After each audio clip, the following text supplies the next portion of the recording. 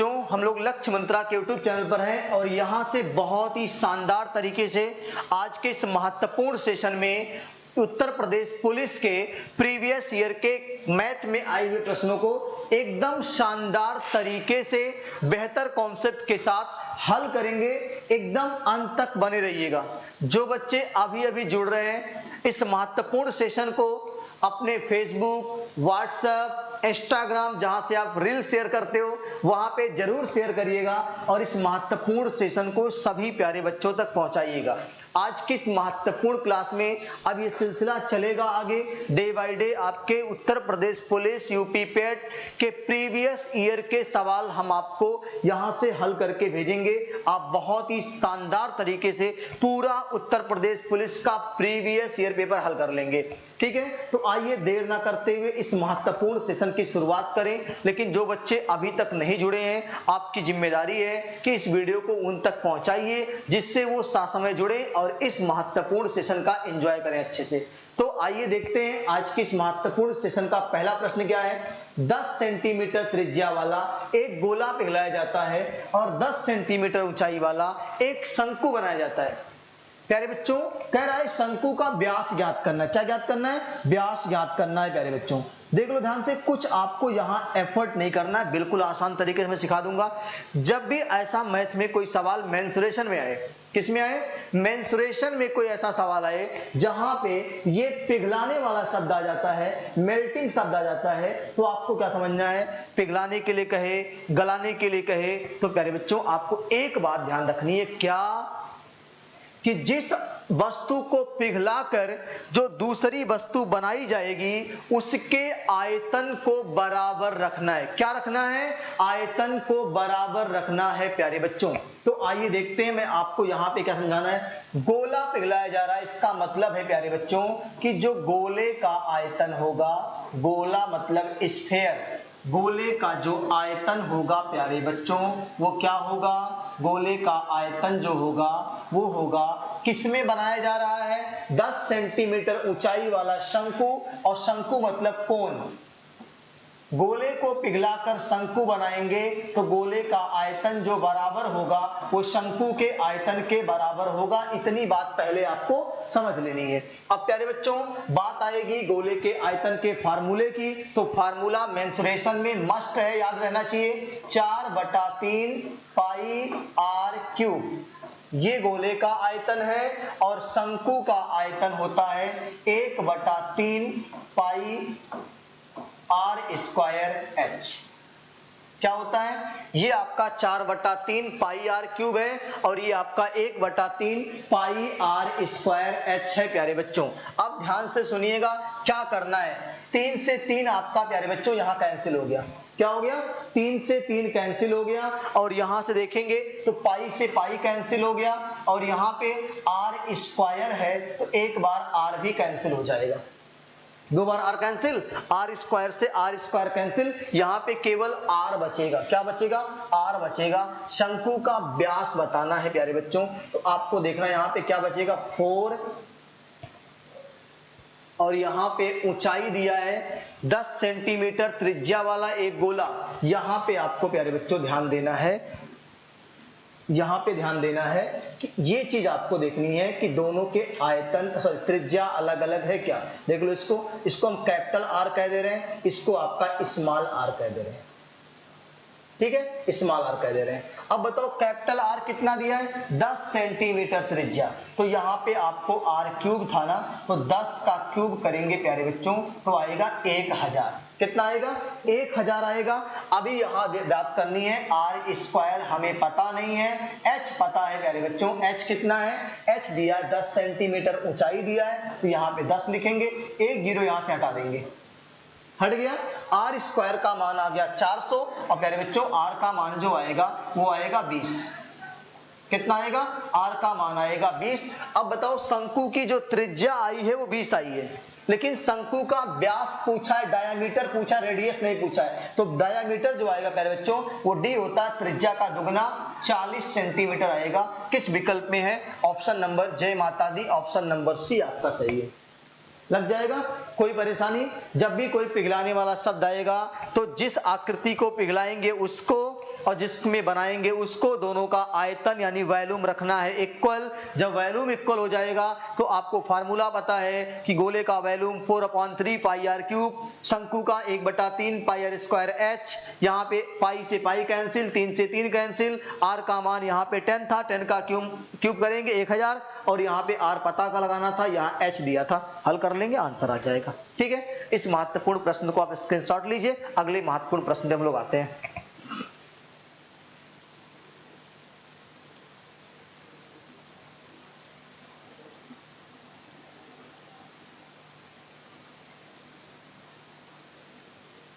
चलिए, दूसरा आपका महत्वपूर्ण प्रश्न है प्यारे बच्चों, यहां से एक सेट में 3 से शुरू होने वाले लगातार 5 पूर्णांक होते हैं। 3 से शुरू हो रहा है, लगातार 5 पूर्णांक है। अब देखो ध्यान से, 3 से शुरू मतलब 3, 4, 5, 6, 7, 3, 2, 5। 3 से शुरू होने वाले लगातार 5 पूर्णांक होते हैं। हमने पांचों पूर्णांकों को लिख दिया। यदि सेट में से सबसे बड़ा पूर्णांक हटा दिया जाए तो उस सेट के औसत में कितने प्रतिशत की कमी हो जाएगी। जब 3 से शुरू हो रहा था तो 5 पूर्णांक जब हमने लिया था तो 5 पूर्णांक का एवरेज कितना आता प्यारे बच्चों, और एवरेज होता है सम ऑफ नंबर यानी योगफल बटे संख्या।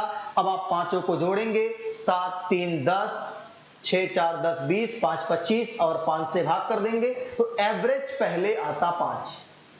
कितना आता? एवरेज पहले आता प्यारे बच्चों 5।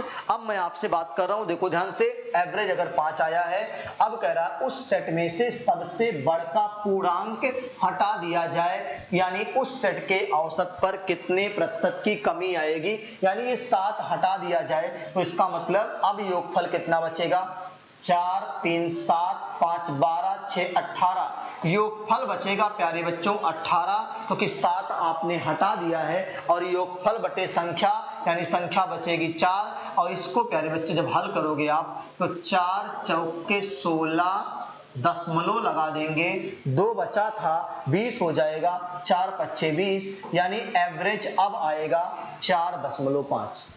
एवरेज पहले कितना था प्यारे बच्चों, एवरेज पहले 5, अब एवरेज 4.5। इसका मतलब है प्यारे बच्चों कि एवरेज में कहीं ना कहीं 0.5 की कमी आ रही है। किसकी कमी आ रही है? 0.5 की कमी आ रही है। और ये किससे आ रही है? कमी हो या वृद्धि हो पहले के सापेक्ष आती है। और डायल 100 कर देंगे प्यारे बच्चों, और यहां से आप हल करेंगे 5 से 20 2500 और 20 से इसको हल करेंगे 20 2500, एक स्थान पे दशमलव लग जाएगा और ये आपका आंसर आ जाएगा। 10% की कमी आएगी। ऑप्शन नंबर बी में आपका आंसर है प्यारे बच्चों। एकदम आसान है, बिल्कुल कोई दिक्कत ही नहीं आएगी। मैं आपको आराम से बता रहा हूं, लेकिन आपको पेपर में बहुत स्मार्ट तरीके से इसी तरीके को बहुत जल्दी अप्लाई करके आगे बढ़ना है। ठीक है, अब इसका स्क्रीनशॉट लीजिए। अगले महत्वपूर्ण प्रश्न पे हम चर्चा करते हैं। चलिए, अगला प्यारा सा प्रश्न है प्यारे बच्चों, ए बी से आधा कुशल है। वर्क एंड टाइम के क्वेश्चन आगे प्यारे बच्चों, ए बी से आधा कुशल है। ध्यान दीजिएगा, मैं यहां पे आपको समझा देता हूं कि अगर ए बी से आधा कुशल है, 3 लोग हैं, ए बी सी, 3 लोग हैं, ए बी से आधा कुशल है और जो सी से तिगुना कुशल है, बी सी से तिगुना कुशल है, वे तीनों मिलकर एक काम को कितने दिन में पूरा कर सकेंगे। यदि बी अकेले यह काम 6 दिन में करता है, अगर बी वह काम 6 दिन में करता है तो ए 12 दिन में करेगा। तो क्या आपने कहा है ए बी से आधा कुशल है, तो अगर ए किसी काम को अगर बी किसी काम को 6 दिन में, तो ए अगर आधा है तो 12 दिन लगेगा, और ये तिगुना है तो 18 दिन लगेगा।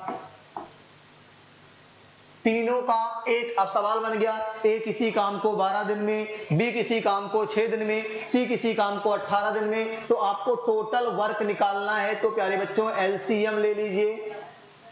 टोटल वर्क कितना, 36 आ गया। कितना आ गया? 36।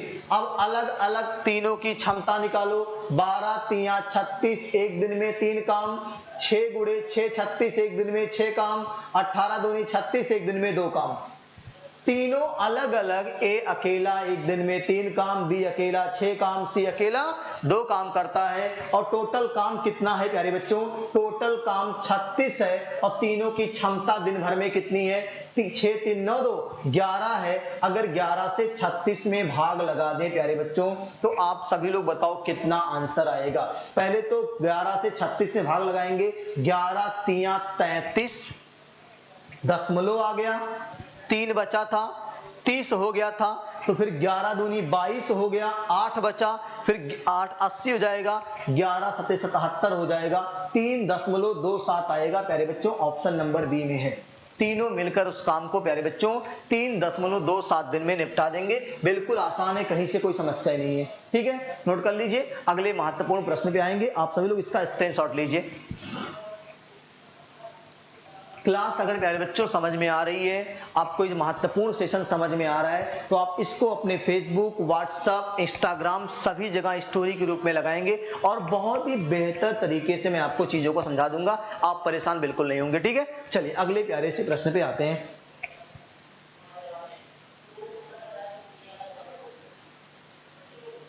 चलिए अगला है, एक्स ने 8 घंटे में 75 किलोमीटर की दूरी तय की। कोई आदमी है एक्स जो 8 घंटे चलता है तो 75 किलोमीटर की दूरी डिस्टेंस तय करता है। ठीक है, आगे उन्होंने आंशिक रूप से पैदल 5 किलोमीटर प्रति घंटा की चाल से और आंशिक रूप से साइकिल से 12 किलोमीटर प्रति घंटा की चाल से यात्रा पूरी की। एक्स द्वारा पैदल तय की गई दूरी ज्ञात कीजिए। यानी कुछ दूरी पैदल चल रहा है 5 की चाल से, कुछ दूरी साइकिल से जा रहा है 12 की चाल से। टोटल 8 घंटे में 75 किलोमीटर की दूरी तय करना है। आप देखो प्यारे बच्चों ध्यान से, क्या पूछा है? पैदल तय की गई दूरी कितनी है?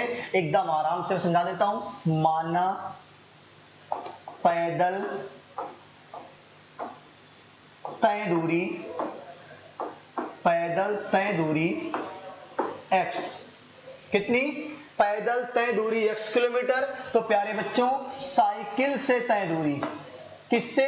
साइकिल से। टोटल दूरी कितनी थी? 75 किलोमीटर। 75 में से अगर x पैदल चला गया तो कितना बचा? 75 माइनस x। टोटल दूरी 75, x किलोमीटर चला गया पैदल, तो साइकिल से कितना? 75 माइनस x। और प्यारे बच्चों आपको ये पहले से पता है कि समय बराबर क्या होता है? समय बराबर होता है दूरी और बटे चाल। और इसी पे पूरा सवाल हो जाएगा समाप्त। समय बराबर क्या? दूरी बटे चाल। अच्छा आप बता दो, अगर पैदल जाएगा तो x किलोमीटर और चाल क्या रहेगी? 5, प्लस अगर साइकिल से जाएगा तो 75 माइनस x दूरी जाएगा और चाल क्या रहेगी? 12। और कुल समय कितना लगेगा? 8 घंटे लगेगा। इसी समीकरण को हल कर लीजिए और आपका आंसर आपके पास हो जाएगा। क्या कह रहा है? समय बराबर दूरी बटे चाल। पैदल तय की गई दूरी, तो पैदल जाने में लगा समय x बटे 5 घंटे, साइकिल से जाने में लगा समय 75 माइनस x बटे 12 घंटे। 12 की चाल है ना, कहाँ गया? 12 की चाल है। और बराबर कुल समय कितना? 8 घंटे। हल करेंगे प्यारे बच्चों तो एलसीएम आपको क्या समझ में आएगा? एलसीएम आएगा 60। कितना आएगा? 60 आएगा। और यहाँ 12x हो जाएगा, हल करना सबको आता है। और यहाँ 12 पच्चे 60, तो 75 पचे कितना होता है? 5 पचे 25, 2 आ गया, और 5 सते 35 और 2 37, 375 हो गया, और माइनस 5x हो गया, और बराबर कितना हो गया? 8 हो गया। अब यहाँ से 12x में से 5x गया प्यारे बच्चों, तो 7x आ गया। और इधर 60 का 8 में गुणा, 8 छक 48, 480 हो गया, और माइनस 375 है ही आपका यहाँ से। अब बता दो घटा के कि कितना आएगा? घटाने के बाद इसको 7 से काट देना है। 480 में से 375 जाएगा प्यारे बच्चों, तो अगर 400 में से 300 जाएगा तो 100 बचेगा, 80 में से 75 जाएगा तो 5 बचेगा, यानी 105 बचेगा प्यारे बच्चों। 7 से इसको भाग लगा देते हैं तो आपका आ गया x बराबर 7 एकम 7 और 3 बचा, 7 पच्चे 35। पैदल तय की गई दूरी कितनी आ रही है? 15 किलोमीटर आ रही है प्यारे बच्चों। है किसी विकल्प में? ऑप्शन नंबर डी आपका रखा हुआ है 15 किलोमीटर। 75 में से 15 किलोमीटर अगर वो पैदल गया है तो 60 किलोमीटर कैसे गया होगा? साइकिल से गया होगा। ठीक है, अगर कहता साइकिल द्वारा तय की गई दूरी तो आप कहते 60 किलोमीटर, पैदल तय की गई दूरी तो आप कहेंगे 15 किलोमीटर आपका पैदल गया हुआ है। लग जाएगा, नोट कर लीजिए, स्क्रीनशॉट लीजिए। अगले सवाल पे आते हैं।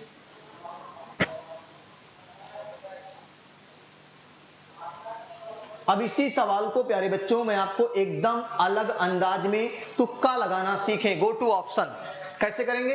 गो टू ऑप्शन जाके भी सवाल हो सकता है कुछ नहीं आएगा तो भैया तुक्का नहीं लगाएंगे, ऑप्शन जाएंगे, सवाल को हल करके आएंगे। देखो कैसे, अगर मैं विकल्प से चौथा लेके चलूं, क्या लेके चलूं? चौथा। अगर वो पैदल तय की गई दूरी हम चौथा मान ले, क्या? 15 किलोमीटर। अगर वो 15 किलोमीटर जाता है कौन सी चाल से? 5 की चाल से। किस चाल से? 5 की चाल से। तो कै घंटा लगा? 3 घंटा लगा। कै घंटा? 3 घंटा। अगर 75 में से 15 चला गया तो कितना किलोमीटर बचा? 60 किलोमीटर चला। और ये किस चाल से जाएगा? ये आपका 12 की चाल से जाएगा। और अगर 12 की चाल से जाएगा तो 12 बचे 60, 5 घंटा लगेगा। क्या दोनों मिला के 8 घंटा लगा? क्या? देखो 8 घंटा कहा था। बस एकदम आपका जहरीला वाला कॉन्सेप्ट है। ऑप्शन नंबर डी सही है। लग जाएगा ना?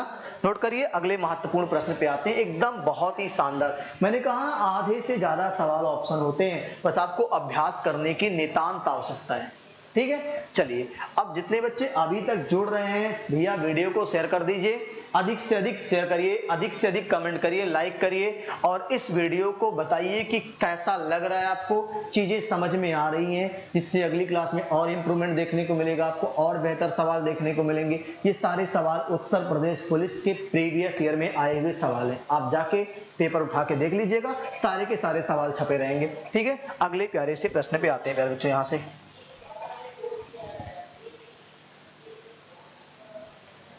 निम्नलिखित में से कौन सा न्यूनतम दो पूर्णांक का योगफल है जिसका गुणनफल 64 है? यही प्रश्न है, देख लेते हैं। हाँ यही प्रश्न है। निम्नलिखित में से कौन सा न्यूनतम दो पूर्णांक का योग है जिसका गुणनफल 64 है? प्यारे बच्चों क्या है? जिसका गुणनफल 64 है। देख लो ध्यान से, गुणनफल 64 एक तो आ सकता है 1 गुणे 64। क्या 64 को जोड़ने पर इसमें 65 कहीं दिखेगा? नहीं। दूसरा आएगा 32 दूना 64, 32 दो 34 कहीं दिख रहा है? जोड़ नहीं ना। तीसरा आएगा 3 का मल्टीपल 64 होता ही नहीं है। अगला 16 चौक के 64, तो 16 और 4, 16 4 20 हो सकता है, अभी हो सकता है। अगला चेक कर लेंगे, 5 के मल्टीपल है नहीं, 6 के मल्टीपल 6 4 10 नहीं है, 7 8 का मल्टीपल 8 अठाए 64, 8 अठाए 64 और 8 जोड़ने पर कितना होता है? 16 होता है। Option number D. न्यूनतम कहा है भाई, न्यूनतम दो पूर्णांक का योग, तो न्यूनतम दो पूर्णांक 8 और 8 है जिनका जोड़ 16 है और गुणा करेंगे तो कितना आएगा? 64 आएगा। ये क्यों हमने गलत कह दिया? क्योंकि 16 और 4 आपका 20 तो आ रहा है, विकल्प में है, लेकिन गुणा करने पर 64 भी आ रहा है, लेकिन न्यूनतम पूर्णांक नहीं है। 16 कहाँ है? 8 से छोटा है, तो 8 को लेंगे। आपका ऑप्शन नंबर डी सही है, दोनों का जोड़ 16 आएगा। कहा है न्यूनतम दो पूर्णांक का योगफल होगा, तो कहेंगे 16 होगा। ठीक है, चलिए बहुत ही इसमें परेशानी होना, एकदम आसान कॉन्सेप्ट है। अगले प्यारे से प्रश्न पे आएंगे, इसको आप स्क्रीनशॉट ले लीजिए।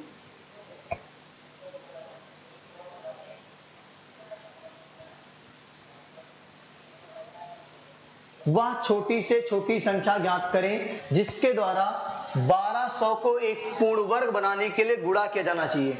ऐसे सवाल प्यारे बच्चों, अगर 1200 को पूर्ण वर्ग बनाना है तो क्या करेंगे आप? देखो ध्यान से, यहाँ पे इसका कर दो गुणनखंड, 2 छक 12, 600 आया, फिर 2 से काटो, 2 तिया 600, फिर यहाँ पे 2 से 150 दूना 300, फिर 2 से 75 दूना 150, फिर आपका 3 से 25 तिया 75, फिर 5 से 5 पचे 25 और फिर 5 से 5 एक कम 5।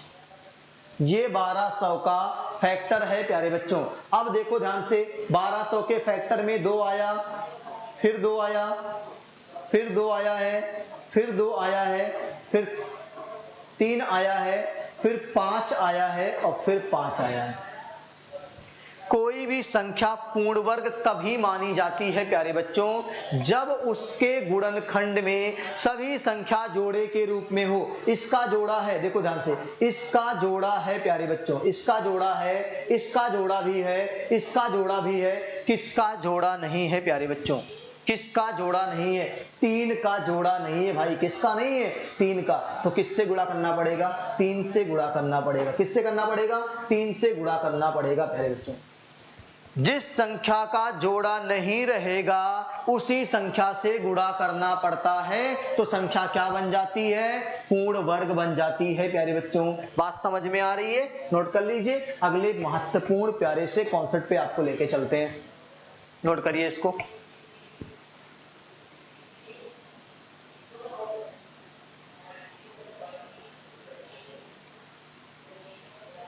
सवाल है, थोड़ा सा स्पष्ट में कर दूं सवाल को। ये आपका 3 है, 27 है, ये आपका 73 है और ये आपका 64 है।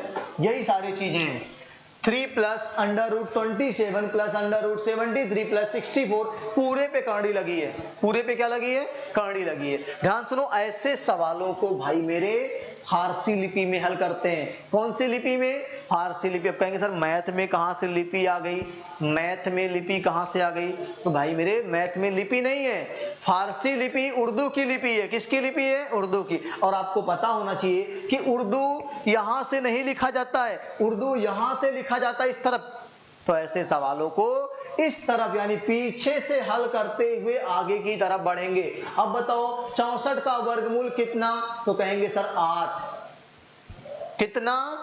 8। 64 का वर्गमूल 8, यानी 64 की जगह पे कौन आएगा? 8 आएगा।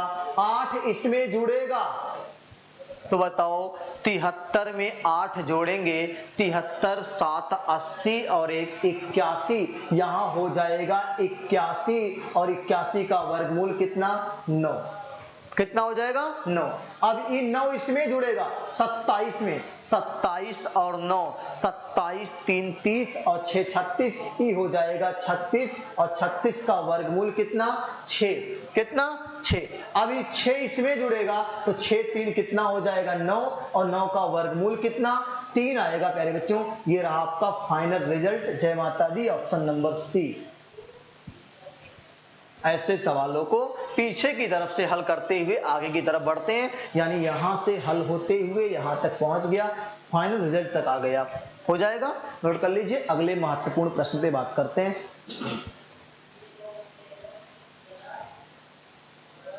ये सवाल एक बार दोबारा छप गया, आप देख लीजिएगा। वही सवाल है जहां पे हमने आंसर क्या कराया था, 15 किलोमीटर है, आप इसको देख लीजिएगा। ठीक है? हो जाएगा। चलिए अगले प्यारे से प्रश्न पे आते हैं। यदि x बटा वाई बराबर 4/5, ध्यान से देखो मेरी बात को, x बटा वाई बराबर 4/5, यही कह रहा सवाल ना। पूछा क्या है? 7x + 6y बराबर 29।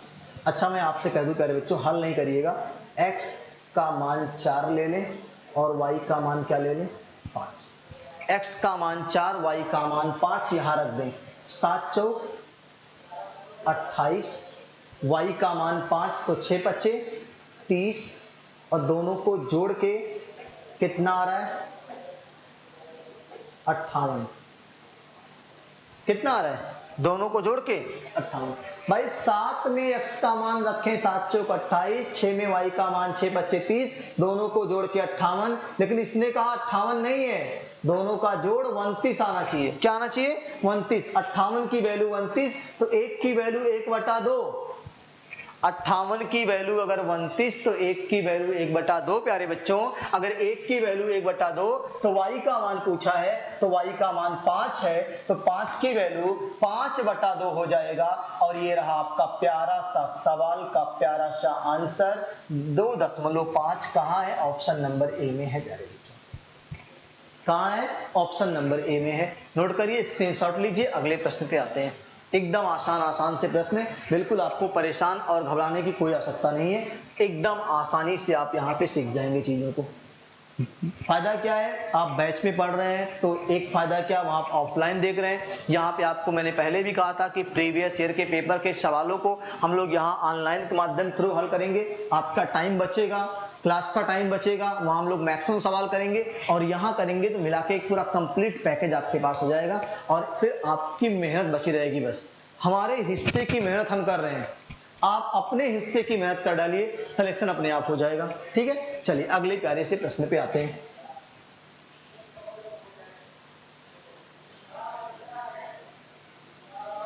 कह रहा दो संख्याओं का माशा और लाशा क्रमशः 2 और 60 है। यदि उन संख्याओं में से एक संख्या दूसरी संख्या की तुलना में 14 अधिक है, उन संख्याओं में से एक संख्या दूसरी संख्या की तुलना में से 14 अधिक है,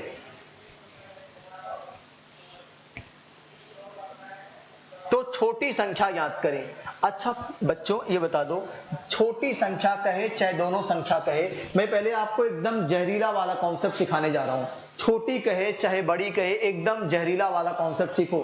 अगर दोनों संख्या जो आएगी, मैंने आपसे पहले भी ऑफलाइन क्लास में कहा है कि अगर संख्या जब भी मानी जाती है वो मासा से गुणा करा के मानी जाती है। किससे? मासा से गुणा करा के मानी जाती है। यानी संख्या जो भी आएगी वो मासा के मल्टीपल में रहेगी, मासा से कटेगी। अच्छा बताओ, क्या ये 5 मासा से कटेगा? नहीं।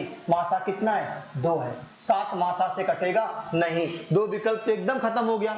अब रहा 2 विकल्प। अगर संख्या हम 4 मान लें, छोटी संख्या क्या मान लें? 4। अगर छोटी संख्या 4 मान लोगे तो दो संख्या में से दूसरी संख्या 14 अधिक है तो दूसरी 18 हो जाएगी। अगर विकल्प से जाएंगे, छोटी संख्या 4 तो बड़ी वाली 18, और आपको पता है कि 18 और 4 का एलसीएम 60 नहीं आएगा, मतलब ये भी गलत है। 18 और 4 का एलसीएम कहीं 60 आएगा क्या? नहीं आएगा। अच्छा, छोटकी संख्या अगर 6 मानोगे तो बड़की संख्या 14 ज्यादा है तो कितना होगा? 20 होगा। अब देख लो, 20 और 6 का एलसीएम 60 आएगा। 20 और 6 का एलसीएम कितना आएगा? 60 आएगा प्यारे बच्चों। हो जाएगा ना? तो ये आपका जय माता दी ऑप्शन नंबर सी एकदम सही है। अब मैं आपको इसी को व्यवहारिक सिखा देता हूं, कैसे बेसिक तरीके से सवाल हल करेंगे। लेकिन मेरी बात ध्यान सुनना, ऐसे सवालों पे टाइम आपको वेस्ट नहीं करना प्यारे बच्चों। पेपर निकालना है, विद्वान नहीं बनना है, तो टाइम वेस्ट बिल्कुल नहीं करना है। ऐसे सवालों में आपको यही कॉन्सेप्ट यूज करना है। हमने क्या कहा? संख्या जो भी आएगी वो मासा से कटेगी। किससे कटेगी? मासा से। ना 5 मासा से कट रहा है, ना 7 मासा से कट रहा है, तो इन संख्या के होने का कोई प्रश्न बनता ही नहीं है। अब या तो संख्या 4 या तो संख्या 6, या तो 4 या तो 6 प्यारे बच्चों। तो आपको पता है कि अगर 4 लेंगे तो दूसर की 14 ज्यादा मतलब 18 हो जाएगा, दोनों का एलसीएम 60 नहीं आएगा, छोड़ देंगे। अगर एक 6 लेंगे, अगला 14 अधिक 20 होगा, दोनों का एलसीएम 60 होगा, एकदम सही, कोई दिक्कत नहीं है। ठीक है, अब बेसिक आ जाओ। क्या करना है देखो ध्यान से। बेसिक इसको कैसे करेंगे? एकदम आसान तरीका, ये तो आपका ऑप्शन हो गया। बेसिक करना है, मान लेते हैं छोटी संख्या x। छोटी क्या मानते हैं? x। छोटी संख्या मान लेते हैं x। बड़ी क्या मानेंगे? बड़ी प्यारे बच्चों 14 ज्यादा है तो x प्लस कितना हो जाएगा? 14 हो जाएगा। यहां तक किसी को कोई आपत्ति? हमने छोटी संख्या को क्या माना? x माना। बड़ी कह रहा है 14 अधिक है, हमने कहा 14 अधिक कर लेते हैं। इसके पहले मैंने कहा था ऑप्शन से करेंगे 10 सेकंड में सवाल खत्म हो जाएगा, लेकिन आपको व्यवहारिक बता देते हैं। ठीक है, अब देखो, पहली संख्या गुणे दूसरी संख्या बराबर होता है मासा गुणे लाशा। ये कॉन्सेप्ट होता है, पहली संख्या गुणे दूसरी बराबर मासा गुणे लासा। अब यहां से आपको प्यारे बच्चों आपकी नैतिक जिम्मेदारी बनती है कि इस समीकरण को हल करके आप हमको x का मान बता दोगे। x का मान जो आएगा वही छोटी संख्या आएगी। अब पता है क्यों इसको मैं हल नहीं कर रहा हूं, ये आपको हल करने के लिए कह रहा हूं, टाइम वेस्ट नहीं करना है, आप हल कर ले जाओगे। ये बनेगा द्विघात समीकरण। क्या बनेगा? द्विघात समीकरण। देखो x का गुणा x में तो x स्क्वायर प्लस x का गुणा 14 में 14x, इधर आपका 60 दूना 120, इधर ले आओ माइनस हो जाएगा और ये बन गया आपका द्विघात समीकरण। अब इस द्विघात समीकरण के दो मूल आएंगे, एक मूल 20 आएगा, एक मूल 6 आएगा। छोटी संख्या कहा था 6 ले लीजिएगा, बड़ी कहेगा 20 ले लीजिएगा, दोनों में अंतर 14 का आएगा। बिल्कुल आपका सवाल का आंसर आ गया। x का मान यहाँ पे कितना आएगा? 6 आएगा। आप लोग इस क्वाड्रेटिक इक्वेशन को हल करेंगे और हल करेंगे, देखिएगा एक मान 6 आएगा। क्या आएगा? 6 आएगा। और हमने कहा इसके पहले कि आपको ऐसे सवाल इतने लेंदी तरीके पे अप्लाई नहीं करने होते, टाइम बचाना है। ऑप्शन जाइए, बिल्कुल 10 सेकंड में सवाल खत्म हो जाएगा। ऑप्शन क्या है? मासा हमेशा संख्याओं को काटेगा, ना 5 कट रहा है ना 7 कट रहा है, हटा देंगे इसको। 6 और 4 कट रहा है, 4 लेने पर अगली संख्या 18 होगी, एलसीएम 60 नहीं आएगा। 6 लेने पर अगली संख्या 20 होगी, एलसीएम 60 आएगा। बिल्कुल आपका ऑप्शन सही है, हो जाएगा। चलिए अगले प्यारे से महत्वपूर्ण प्रश्न पे आते हैं। जितने बच्चे जुड़े हैं इस महत्वपूर्ण सेशन को अधिक से अधिक शेयर कर दीजिए, कमेंट करिए वीडियो में कैसा लग रहा है आप सभी लोग। इस तरह से आपको डेली प्रीवियस ईयर के सवालों के साथ हम मिलेंगे, बहुत शानदार तरीके से एकदम शालीनता से आपको जवाब करना है। जो नहीं आएगा उसके लिए हम हैं, आप ऑफलाइन ऑनलाइन कॉम्बिनेशन बना के रखिएगा। अपने हिस्से की मेहनत हम कर रहे हैं, आप केवल अपने हिस्से की मेहनत कर लीजिएगा, सिलेक्शन आपका 100% से हो जाएगा। ठीक है, चलिए सवाल अगला प्यारे बच्चों। 4:9 के अनुपात में ए और बी के बीच 39 कैंडियां वितरित की जाती हैं। यानी कोई टॉफी है, कैंडी चॉकलेट है, दो बच्चों के बीच बांटना है, ए और बी है, और रेशियो क्या है? 4:9। एकदम हलवा सवाल है। 4 ए को मिला, 4 किसको मिला? ए को मिला। 9 किसको मिला? बी को मिला। तो हम कह रहे हैं 9 4 13, दोनों को मिला के 13। लेकिन सवाल ने कहा नहीं 39, 13 बराबर 39, 1 बराबर 3। जैसे अब बच्चे कहेंगे सर 13 बराबर 39 कैसे? तो प्यारे बच्चों जैसे सास भी कभी बहू थी, वैसे 13 भी कभी क्या था? 39 था। 13 का मल्टीपल है। यहाँ देखो ध्यान से, 4 और 9, 9 4 13, हमारे हिसाब से 13 चॉकलेट बट रहा है, सवाल के हिसाब से 39 बांटना है। 13 तिया 39, 1 बराबर 3। तो बी को ए से कितनी अधिक कैंडी मिलती है? बी को ए से प्यारे बच्चों 5 अधिक मिली है। ए 4 पाया, बी 9 पाया, 5 अधिक पाया, तो 5 तिया 15 अधिक पाएगा। ऑप्शन नंबर बी में है प्यारे बच्चों। क्या है? ऑप्शन नंबर बी में है। नोट करेंगे, एकदम आसान सवाल है। अगले महत्वपूर्ण प्रश्न पे हम चर्चा करेंगे इसके बाद। ठीक है, हल करिए इसको, स्क्रीनशॉट लीजिए, जहां दिक्कत हो बताइए। चलिए अगला प्यारा सा प्रश्न है। आप सभी लोग इस महत्वपूर्ण सेशन को अपने व्हाट्सएप, फेसबुक, इंस्टाग्राम सभी जगह स्टोरी के रूप में लगा दीजिए। बहुत ही शानदार प्रश्न है और बहुत ही शानदार अप्रोच के साथ आपको सिखाए जा रहे हैं।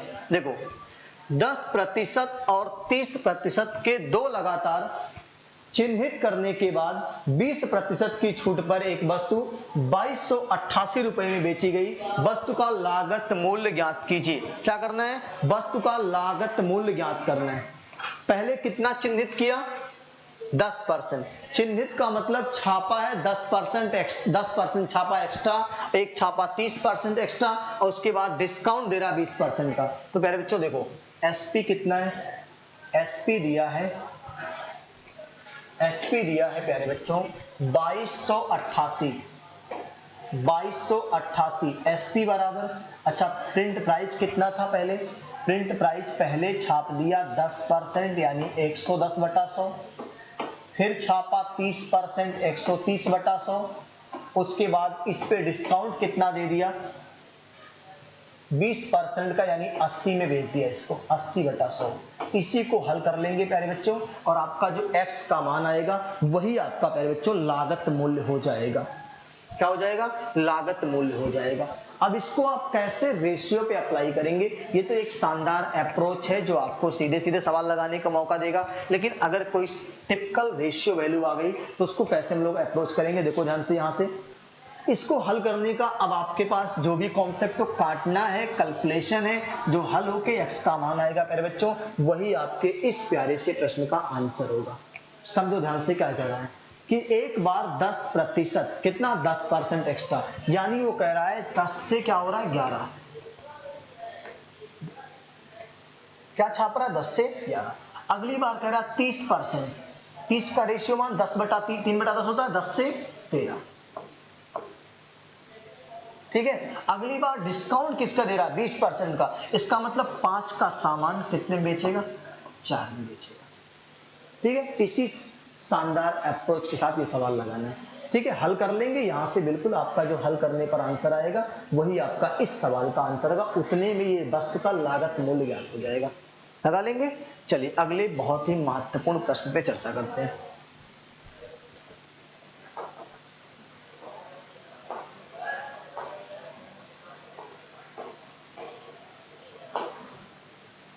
कपड़े का एक टुकड़ा 660 रुपए में खरीदा गया। कपड़े का कोई टुकड़ा है 600 रुपए में खरीदा गया। सिलाई शुल्क के रूप में 40 रुपए देने के बाद, सिलाई कितना दे दिया, 40 रुपया सिलाई पे खर्च कर दिया। देखो जितने में खरीदा था, अगर उसमें कोई भी चीज ऐड होगी तो वो हमेशा लागत में आएगी, क्रय मूल्य में आएगी। 600 प्लस 40 कितना हो गया 640, लागत कितनी हो गई 640। खरीदा 600 में कपड़ा, कोई शर्ट सिलवाया 40 रुपया दिया, 640 हो गया। अब कितना परसेंट लाभ लेना है, 12.5% का लाभ लेना है प्यारे बच्चों, और 12.5% की फ्रैक्शन वैल्यू होती है 1/8। कितनी होती है 1/8 होती है, यानी 8 रुपया खरीद दाम, 1 रुपया का फायदा। 8 रुपया अगर लागत दाम है, खरीद दाम है, और 1 रुपया का फायदा हो रहा है, तो जाहिर सी बात है ये सामान 9 में बिकेगा। कितने में बिकेगा, सेलिंग प्राइस यानी एसपी आपका आ गया 9। हमारे हिसाब से लागत मूल्य 640 है, रेशियो के हिसाब से 8 है, तो 8 बराबर अगर 640 कर दे प्यारे बच्चों, 8 बराबर 640, तो 8 अठाए 64, 1 की वैल्यू 80 आ गई। कितनी आ गई 80 आ गई, और 9 की वैल्यू 80 से मल्टीप्लाई कर देंगे, 9 8 72 और 720 रुपया आ गया। कितना आ गया 720, यहाँ ऑप्शन नंबर डी में आपको देखने को मिल जाएगा। यानी 640 रुपए के सामान को 12.5% का लाभ लेके बेचना है, तो 12.5 का मतलब 1/8 प्यारे बच्चों, 8 का सामान 9 में बेचेंगे तब जाके 12.5% का फायदा होगा, और 8 की वैल्यू 640 तो 9 की वैल्यू 720, ये आपका यूनिटरी मेथड है, लग जाएगा। चलिए अगले प्यारे से महत्वपूर्ण प्रश्न पे आएंगे, स्क्रीनशॉट लीजिए इसको।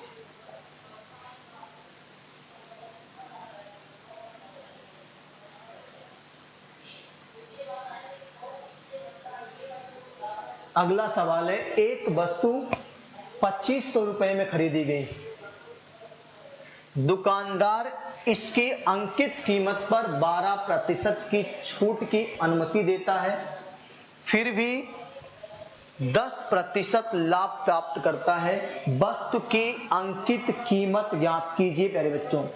पहले छूट देने का वो कर रहा है, फिर आपको कह रहा है कि कितने का फायदा लेना है 10%। अच्छा बताओ 2500 में खरीदा गया, कितने में 2500 में, अंकित कीमत पर कितना छूट दे रहा है 12% की छूट की अनुमति प्रदान करता है। इसका मतलब क्या समझते हैं, 12% का भिन्न मान 4 3 12, 25 चौका 100, 25/3 कितना 25/3। यानी अगर मैं कहूं कि अंकित मूल्य 25 था, 3 रुपया वो छोड़ने के लिए कह रहा है। कितना छोड़ने के लिए कह रहा है 3 रुपया छोड़ने के लिए कह रहा है प्यारे बच्चों। तो अगर 25 में से 3 रुपया छोड़ देगा प्यारे बच्चों, तो कितना आएगा 22 रुपया आएगा। कितना आएगा 22। अगर मैं कहूं आपसे कि वो 22 रुपए में उसको क्या कर रहा है बेच रहा है, तो 22 की वैल्यू 2500, और लाभ कितना लेना है 10% का लाभ लेना है, यानी अब इसको 110% में बेचना पड़ेगा। कितने बेचना पड़ेगा? 110% में बेचना पड़ेगा प्यारे बच्चों। यहां से देख लो, एकदम आसानी से सवाल खत्म हो जाएगा आपका। एक लाइन में पूरे रायते को समेटना है। कितना आपका था? 2500, पहले डिस्काउंट तो 80 में, फिर प्रॉफिट कितना? 10%। हल कर लीजिए, 2 जीरो यहां से कट जाएगा, 1 जीरो यहां से कट जाएगा। अब इसको काटेंगे तो यहां से 8 से कट जाएगा, 8 त्रिक 24। कैलकुलेशन देख लीजिए, ठीक है। कैलकुलेशन आप एक बार चेक कर लीजिएगा, कोई दिक्कत हो बताइएगा हमको। ठीक, चलिए अगले महत्वपूर्ण प्रश्न पे आते हैं। 4% प्रतिवर्ष, 4% प्रतिवर्ष में किस साधारण ब्याज प्रणाली के तहत कितने वर्ष में 1500 रुपए दुगने हो जाएंगे? सिंपल इंटरेस्ट का सवाल है। अगर कोई रुपया 1500 है, कितना रुपया है? 1500 है,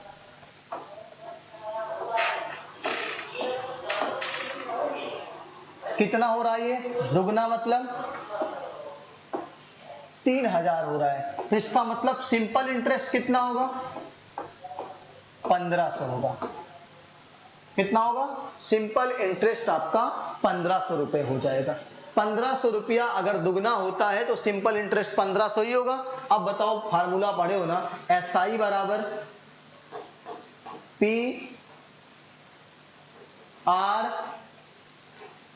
T और बटे 100। 1500 से 1500 कैंसिल, 4 से 100 कैंसिल, T बराबर कितना आ गया? 25 वर्ष आएगा। कितना आएगा? T बराबर 25 वर्ष आएगा। ये आपका ऑप्शन नंबर सी है।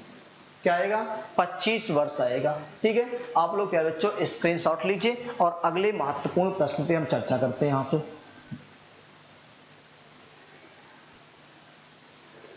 क्लास कैसी लग रही है? आप सभी लोग एक बार इस महत्वपूर्ण सेशन को शेयर कर दीजिए।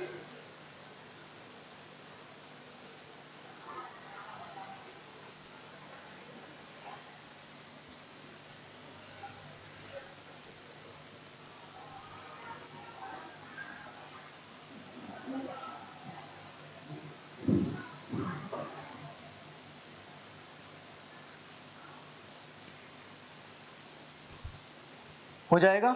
चलिए अगले महत्वपूर्ण प्रश्न पे आते हैं।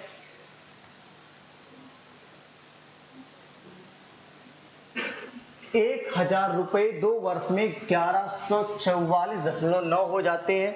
मूलधन पर सालाना किस दर से चक्रवृद्धि ब्याज लगाया गया है? प्यारे बच्चों एकदम आसान तरीके से मैं आपको इस सवाल को सिखा रहा हूं, ध्यान से देखिएगा। क्या रहा है कि ₹1000 2 साल में 1144.49 1144.9 कितना रुपया हो जाता है? ये पहले 1000 था। कितना था? 1000 था। कितने साल में हुआ है? 2 साल में हुआ है। तो प्यारे बच्चों तो 2 साल रहेगा तो आप वर्गमूल ले लीजिएगा। क्या ले लीजिएगा? 2 साल में रहेगा तो वर्गमूल ले लीजिएगा। अब वर्गमूल लेना कठिन काम लग रहा है आपको? क्या लग रहा है? कठिन काम लग रहा है। भाई मेरे वर्गमूल ले लेंगे तो चीजें कैलकुलेशन आसान हो जाएंगी। अगर ये पॉइंट हटाना है तो यहाँ 1 जीरो बढ़ा देंगे। क्या बढ़ा देंगे? 1 जीरो और बढ़ा देंगे। और आपको पता है कि 4 जीरो है तो वर्गमूल लेते समय 2 जीरो आएगा। ये आपका वर्गमूल 100 आ गया। अब 11,449 का वर्गमूल क्या आएगा प्यारे बच्चों? सभी लोग बताएंगे कि 11,449 का वर्गमूल कितना आएगा? तो प्यारे बच्चों 107 107 आएगा। कितना आएगा? 107 आएगा। आपको वर्गमूल निकालना पड़ेगा, निकालने के बाद तब आएगा। ठीक है, अच्छा बताओ 100 रुपया 107 रुपया हो गया तो कितना बढ़ा? 7 रुपया। किस पे बढ़ा? 100 रुपए पर। और डायल क्या कर देंगे? 100 कर देंगे। ये 100 से 100 कैंसिल हो गया प्यारे बच्चों। और ब्याज की दर कितनी आ गई? 7%। ऑप्शन नंबर बी में आपका आंसर है। कितना आएगा 7% आएगा प्यारे बच्चों। अगर इसके अलावा कोई तरीका आप लगाओगे तो वही रेडीमेड फार्मूला चक्रवृद्धि विवर्धन का a बराबर p 1 प्लस r बाई 100 की पावर n करके लगाओगे, तब भी वहां पे आपको वर्गमूल ही लेना पड़ेगा, क्योंकि वहां पे पावर 2 लगेगी तो वर्गमूल बिना लिए r का मान नहीं आएगा। तो पहले से सतर्क रहो आप, 2 साल का तो वर्गमूल, 3 साल का है तो घनमूल लग जाएगा। फिर बच्चों इसके पहले हमने एक सवाल आपसे कहा था, इसका आपको आंसर हमने कहा था हल करके बताने के लिए, और आप सभी लोग उम्मीद करते हैं कि आंसर दे दिया होगा आपने। हमने क्या कहा था, 2500 रुपया पहले डिस्काउंट 100/88, 20 का डिस्काउंट है ना, 12 का। अगला बार प्रॉफिट लेना तो 110/100, यहां काटेंगे फिर यहां काटेंगे और आपका आंसर जो आएगा 3125 आएगा। आप देख लीजिएगा क्या यही आ रहा है कैलकुलेशन करके। कैलकुलेशन की अगर कहीं गलती होती है तो आप उसको सुधार लीजिएगा, ठीक है। यहीं से आपको सवाल हल करने, ऐसे सवाल एकदम शानदार तरीके से आपको हल करने। तो प्यारे बच्चों आज की इस महत्वपूर्ण क्लास में हमने 16 प्रश्नों को हल किया है। कितने प्रश्नों को? 16 प्रश्नों को। आज की इस महत्वपूर्ण क्लास को यहीं पे समाप्त करेंगे। अगली महत्वपूर्ण क्लास इसी क्वेश्चन के आगे कंटिन्यू होगी, यानी प्रीवियस ईयर में आए हुए सभी प्रश्नों को हम लोग एक एक करके हल करेंगे। तो आज की इस महत्वपूर्ण क्लास को यहाँ पे हम लोग समाप्त करेंगे। जितने बच्चे अभी तक इस वीडियो को शेयर नहीं किए हैं, वीडियो को शेयर कर दीजिए। कमेंट बॉक्स में बताइए वीडियो कैसा लगा। अगर किसी सवाल में आपको प्रॉब्लम है तो कमेंट बॉक्स में आप उस सवाल के नंबर को डालिएगा, अगली क्लास में दोबारा से हम उस सवाल को मेंशन करेंगे, ठीक है। मिलते हैं, तब तक के लिए जय हिंद, जय भारत। स्वस्थ रहिए, मस्त रहिए और मस्ती के साथ लक्ष्य मंत्रा से जुड़े रहिए।